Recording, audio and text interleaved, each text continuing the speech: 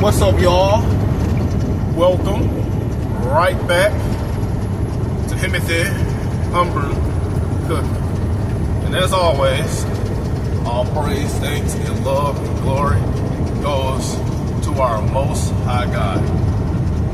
Now, what was I finna say? Oh yeah, as always, you know, everything I accomplish, everything I've done, everything I've learned, every breath I take, every second that I can see, hear, talk, feel, every heartbeat, all that is because of God. So, as always, don't thank me, thank God. So we finna get right back into it. As the end of, this is part 3, as the end of part 2,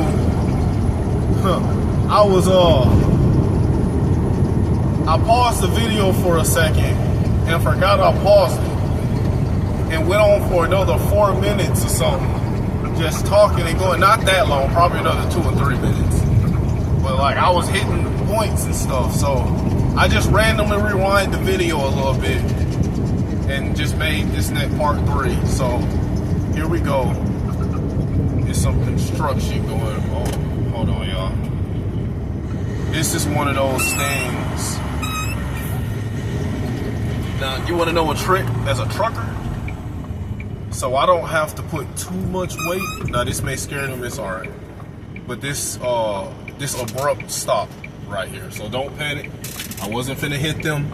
But right now, I can already smell my brakes. So if you got like, this construction, they got this lane stopped so that they can pull they're pulling other people in the other lane.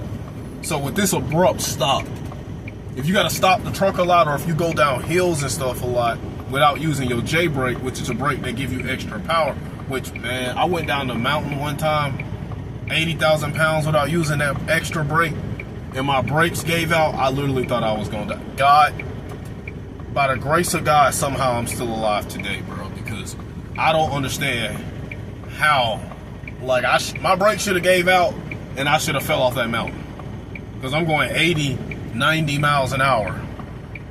And it was at that point I told myself I would never go down the mountain without using the J brake. I'll explain it. Like, when I start driving, I'll cut it on so you can hear it. And I know y'all heard it outside before when trucks be like, I don't want to do that because that sounds weird, but if you ever heard a truck drive by and make that noise, they're using their J brake. And yeah, but don't worry, this ain't as bad as it looked. I intentionally did this because if I didn't, I would have had to stop sooner and would have put more pressure on the brakes. So this vehicle next to me is probably scared as shit, like, damn.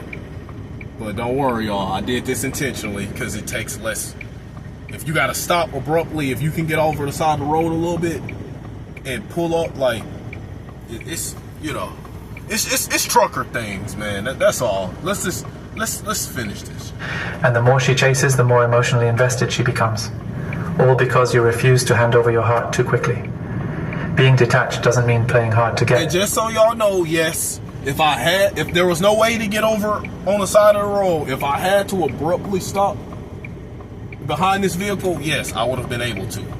With the amount of strain that would have put on my brakes. Like, I can already smell like, it's trucks. If you put a lot of strain on them brakes, bro, you're gonna smell them. It's like, I can't even, it's like a metallic smell. I can't even explain it. But as much as strain as I put on them, I would have put that much more strain to stop sooner. You get what I'm saying? So I did this so I don't have to put too much strain on the brakes. That's all I'm gonna say about this. It means staying connected to your sense of self no matter what happens with her.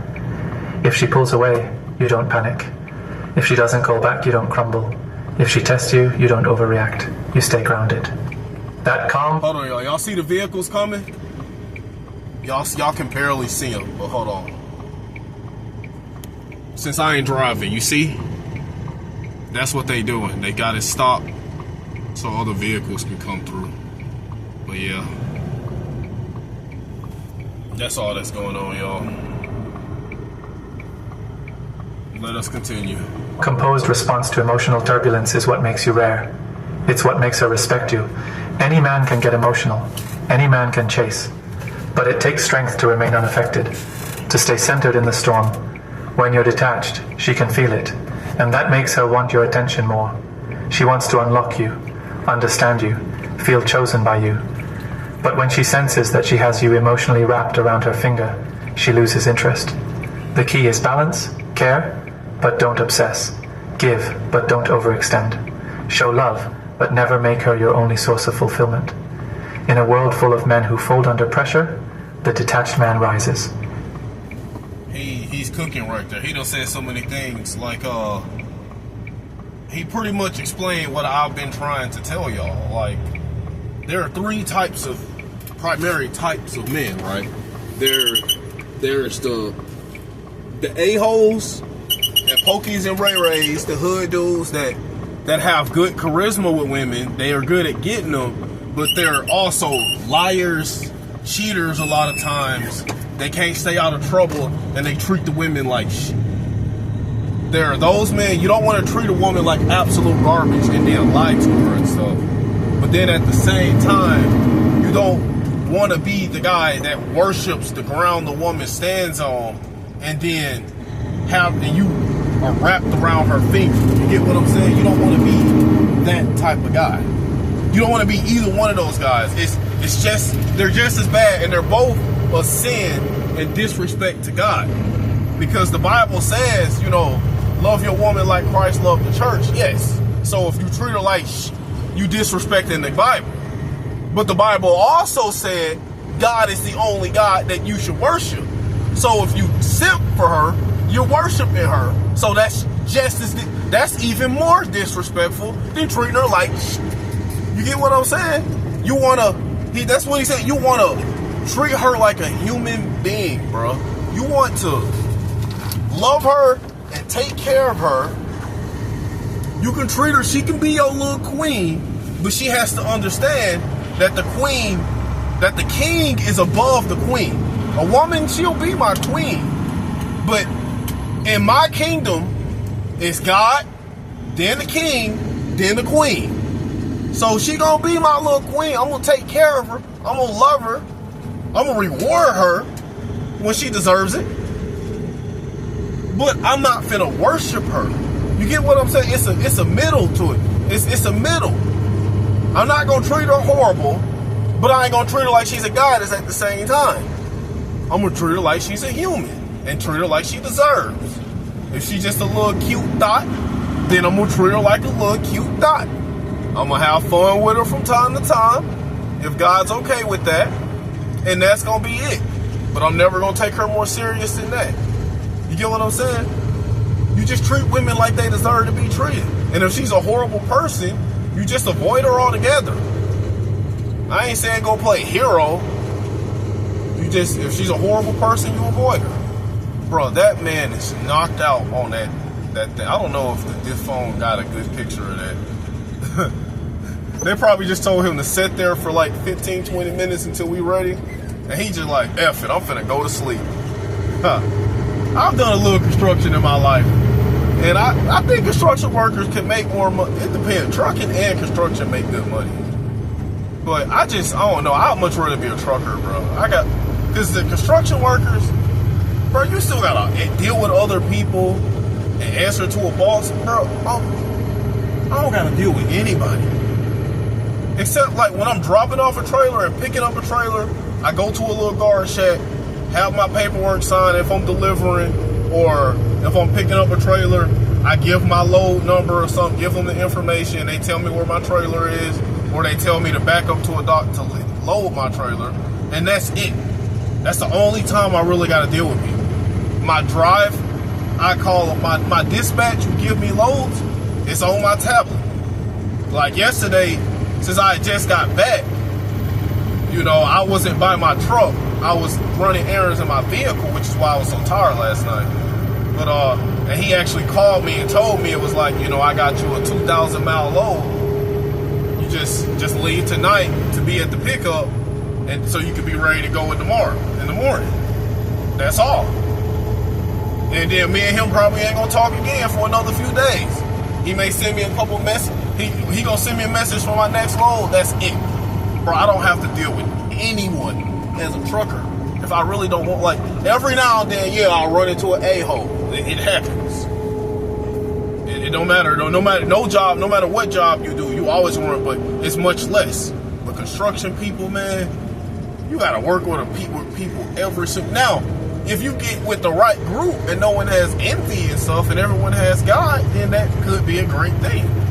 Because I've been in work environments where everyone was like family. Not everyone, but a lot of people were like family to me. And I still got some people I consider family to this day, but overall, I'm at the point in my life where it's like, bro, give me an amazing job where I only got to deal with myself. But yeah, I done got off track. Let's get back to He's not desperate. He's disciplined. He's not reckless. He's relaxed. And because he's not controlled by emotion, he controls the emotional frame of the relationship. Ding, ding, ding. What I tell you, you need a relationship with God first. That's my biggest disagreement with this video, but I mean, I'm used to it now. A lot of people talk about all this stuff you need in relationships and dating, or talk about life problems, but they never really talk about God. I mean, I kind of have an issue with that, but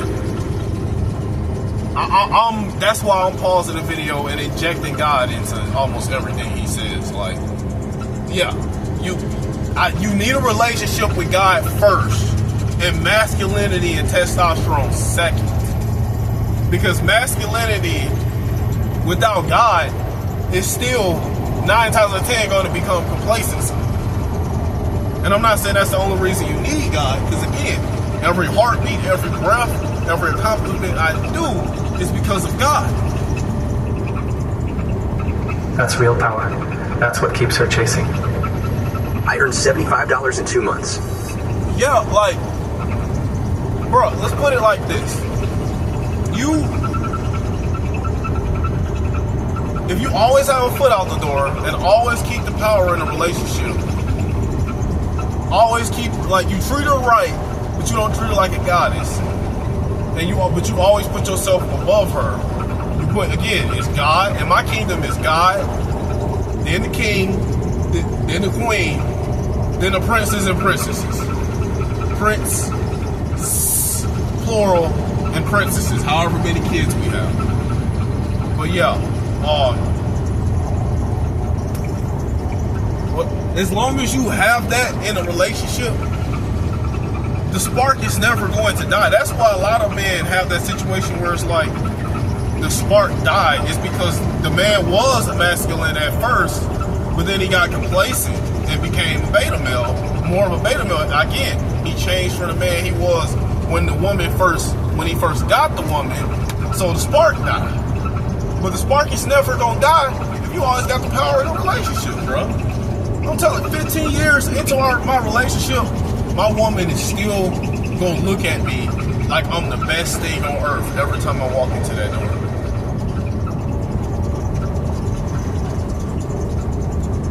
Hold on, y'all. 4. The less you react, the more she invests. In the world of modern relationships, a man's emotional reactions determine the kind of influence he has. A woman is always watching how you respond, when she's distant, when she's moody, when she tests you or even tries to provoke you. And most guys fall into the same trap. They react too quickly, too emotionally, and too often. Now, I agree with that 100%, but you also still gotta be the man that will put your woman in check when she needs to. Now, there are two big differences from putting a woman in check and arguing with a woman. When you put her in check, you're not really getting emotional. You raising your voice a little bit, you may curse at her a little bit, tell her to shut the F up sometimes, but you doing it kind of like how I'm talking to y'all now, like, excuse me, ma'am, you want to fix your face or you want to repeat that? Look me in my eyes and repeat that. What you said? All right then, shut the fuck up. Like how I just said that. That's how I'm gonna talk to my woman when I gotta check her. It ain't that I'm screaming and getting overly emotional. So the difference between checking and arguing is when you checking, you ain't getting overly emotional. If I'm arguing, it's like, you heard me, woman. Yo, I'm the man. You do everything I tell you to do and all this, and you always disobey me and all this. That's arguing. Now you emotional. She already won. Another difference between checking and arguing is when you check a woman, she got intimidated and she shut up. Them the only women I deal with are women that, if they step out of line from time to time, feminine women, because, women are women. Every now and then, they going to have little attitudes, and they going to give you lip or mouth or something. And sometimes you're going to have to correct it. So, what do? You correct. A lot of situations, you want to give her no reaction. But sometimes, if she disrespects you in a sense where she give you lip, a little mouth, or a little attitude, you need to put her in check. And the biggest difference between that is if she shuts up and she corrects herself, you just check her. But if she gets offended and try to argue like, ain't no man ever told me to shut up, I'm this and I'm that, and start screaming and getting louder, now that's gonna become an argument. If I got a woman, or if she starts to act like, if she's like that, she'll never be my woman to begin with. But if she becomes like that, then I'm just gonna leave her. Because I'm not gonna be with a woman that I gotta argue with. I don't mind checking you from time to time, but I'm not gonna argue with you, love. They argue when she gets cold. They chase when she pulls away.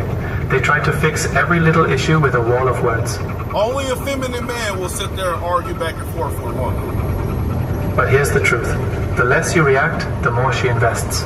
Because your silence, your stillness, your calm presence, it speaks volumes. Now, here's a good way. Here's the thing. If my woman becomes, is it argumentative naturally, and every now and then, she, for the most part, she does what she needs to do.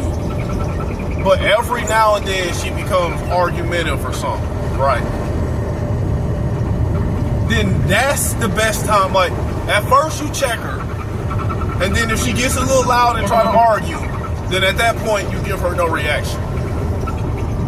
You be like, you tell her to shut the F up, and she get a little loud, like, what did you just say to me?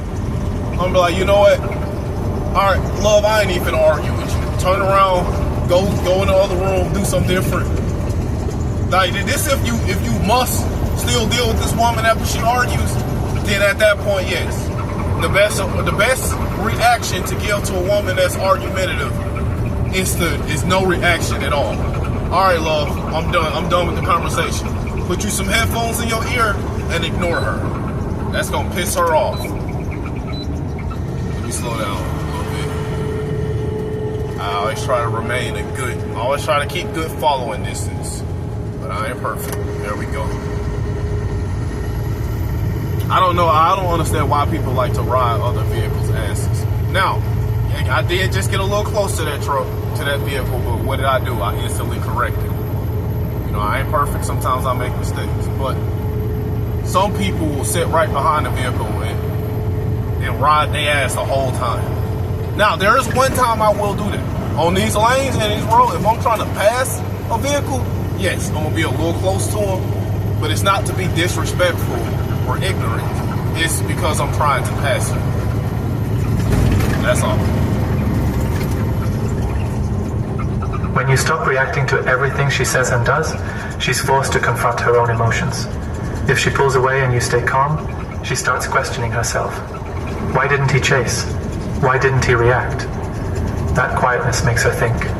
It flips the power. I just had a situation with a woman. She was family, but it's still the same.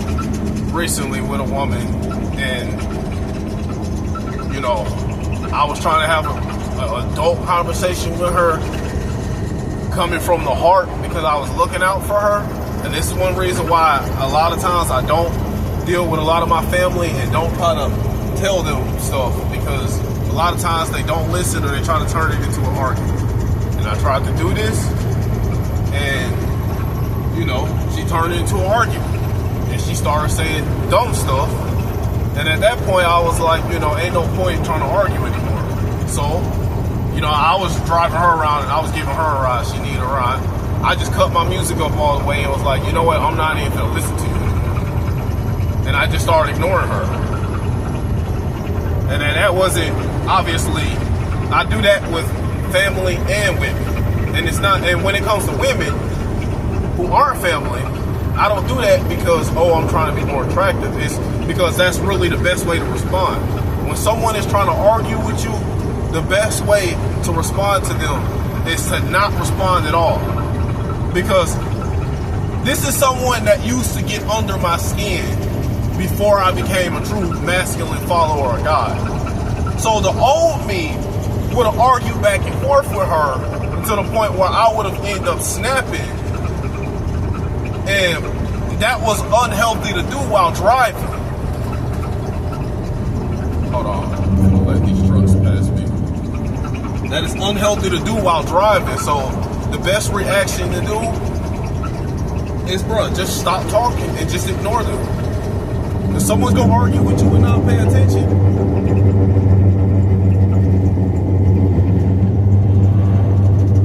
I gotta let this truck pass me.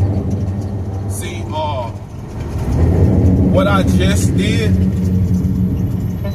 if I didn't just do what I just did, that truck would have, like, if there was a vehicle in the opposite lane, that vehicle would have had to hurry up and get off the road, or that truck would have had to slow down or something. So, you know, I always try to be a humble driver. Because for one, you know, I have God in my life. So God helps me to be humble in general, and that's just the person I am.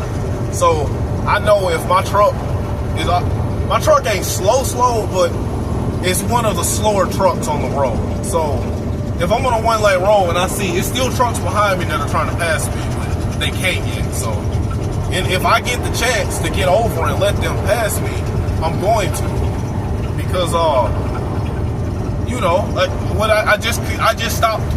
That could have been a potential accident, but, and I'm not trying to brag, but I'm saying, like, this is what happens when you be humble and just nice to people. Like, this ain't me being a doormat or a pushover, because it's like, this truck is way faster than mine. Look how far, you can't even see the truck anymore. Oh shoot, it's a vehicle. I'm gonna have to pass this vehicle too. But yeah, this is, just be a humble driver, bro. Don't be an a-hole to people. Dynamic.